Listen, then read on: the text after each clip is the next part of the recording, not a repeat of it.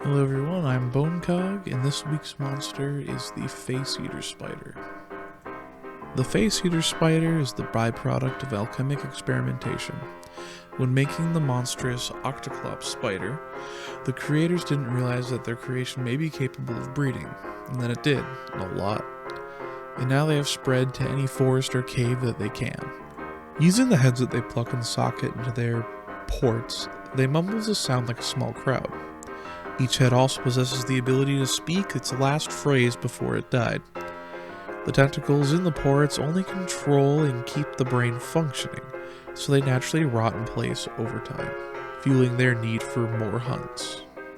Since D&D 5e is so popular and a good amount of my monsters would work well in a D&D world, I decided to give stats to a good amount of them. Some of them don't really work, and they only really work in story, but this one's one that would do good in the campaign. So, these guys are like the messy byproduct of an alchemic experiment. I'll probably make the Octoclops in a different video, just because that's like the better version of what this thing could have been. But this one should be used in ways like a mini boss or a decent obstacle.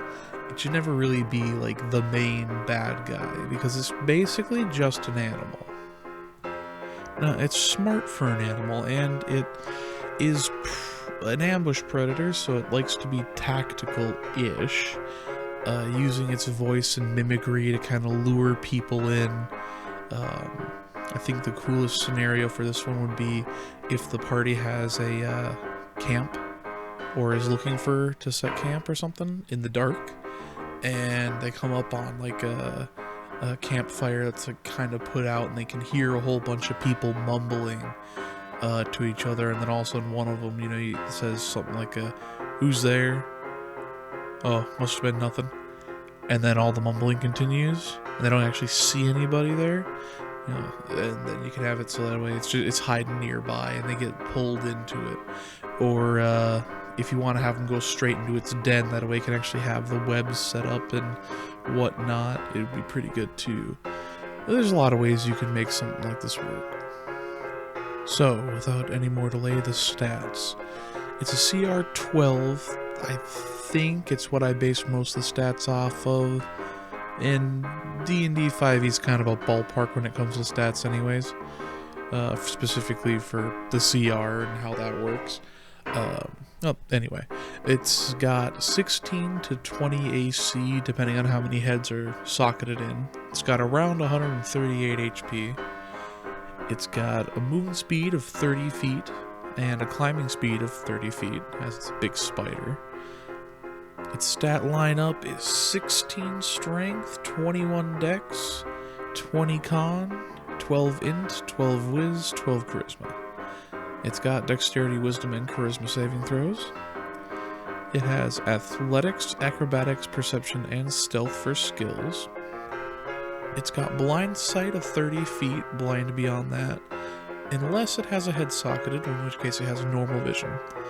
You might opt to give it dark vision, depending on what kind of heads it has socketed, or maybe even devil sight, true sight if it's killed something pretty impressive.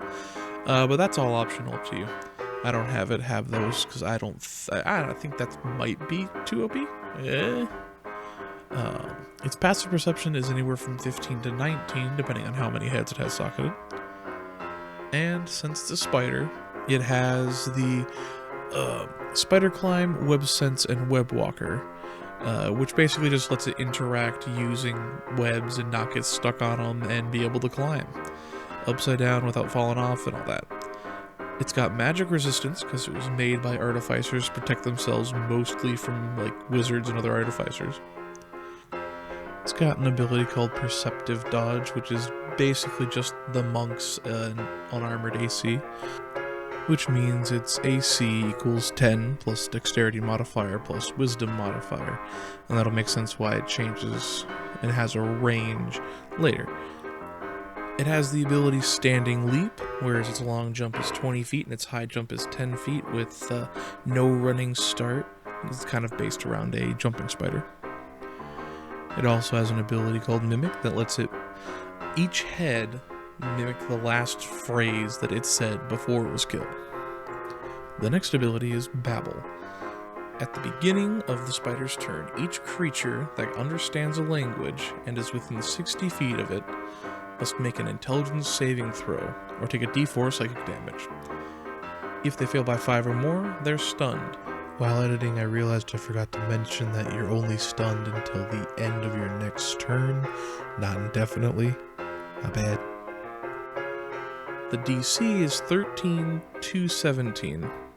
I also forgot to mention that the DC is based off of the Charisma modifier, which doesn't really matter, but, you know, it's kind of neat, and I made all the stuff where it's talking based off Charisma because that makes sense to me. And the last ability is the one that makes everything all wonky and kind of is the idea for the whole thing. Sockets. Each head that the spider has socketed up to 8 lets it gain a +1 to Wisdom and Charisma, and gives it a legendary action. So it could be a bit of a handful to keep track of all of its stats as it fluctuates ups and down, but I think it's kind of fun to do that, and I like monsters that change throughout a fight. So, onto its actions. It has the multi-attack action, where it can take one of its Scything Arms attacks, or 2 Thumb Claw attacks, and a Socket Head or 2 more Thumb Claw attacks, and a Bite, or Eat Corpse, or we use its webs. So it's got a whole lot going on. Let's take a closer look at each of the things. Its Scything Arms ability is a 10-foot reach, single target melee attack. That is a +7 to hit, and deals 2d8 plus 3 slashing damage. Its Thumb Claw attack is +9 to hit. It's a single target within 5 feet and does a d6 plus 5 piercing damage. If it sockets a head, it rips off the head of an unconscious or dead creature within its reach and immediately sockets it.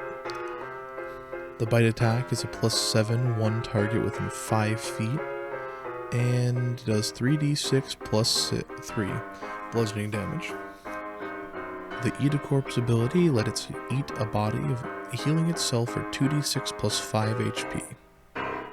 Its last action is its Web ability, which recharges on 5 to 6, is a ranged weapon attack that has +7 to hit, is a range of 30 to 60, 60 being disadvantage. One creature is restrained. As an action, that creature can make a DC 17 strength check to rip itself out. Or the web can also be attacked. It has an AC of 10, HP of 10, is vulnerable to fire, has immunity to bludgeoning, poisoning, and psychic damage. So basically normal web. Just a little bit harder to rip out of. So the last of this creature's abilities are its legendary actions. The first one costs one of its legendary actions. It's called Targeted Nonsense. It is a ranged attack that is +5 to +9 to hit, depending on how many heads they have, and deals a d6 plus 1 to 5 psychic damage. The second ability it gains is Consume Brain for one legendary action. It unsockets a head and eats it. It heals for 2 of its hit dice, which equates to 2d10 plus 10. It also can spend one of its legendary actions to make a perception check. The next 2 abilities are a bit bigger, the first of which is Endless Babble, which costs 2 legendary actions, and it triggers its Babble ability immediately. The second one costs 4 of legendary actions. It's called Intensify Babble, and it increases the Babble's ability by 2d4 psychic damage. It stuns on fail rather than failing by 5, and paralyzes them instead if they fail by 5 until the end of their next turn. So the way I suggest this one is used to make it a little more fair, because it could be very broken, especially depending on the party, is to have it have 4 heads. So that way, if it starts winning, or if the party has a whole bunch of little NPCs that can be easily killed, It can upgrade throughout the fight, but it also gives it the chance to consume the brains to heal itself, eat the bodies to heal itself. It will stick around longer than it should, which is kind of fun, and it doesn't deal a whole lot of damage unless you focus exclusively on dealing damage. So if it's doing too much, you can focus on its other abilities and restrain things, or make it focus on eating bodies to heal itself if they need a break in combat or something. It might be too big for a CR12. Maybe it's a little higher.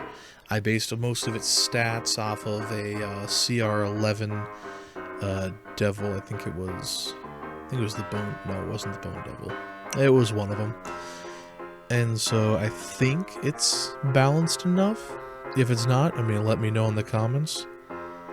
Otherwise, still trying to find my flow with these videos.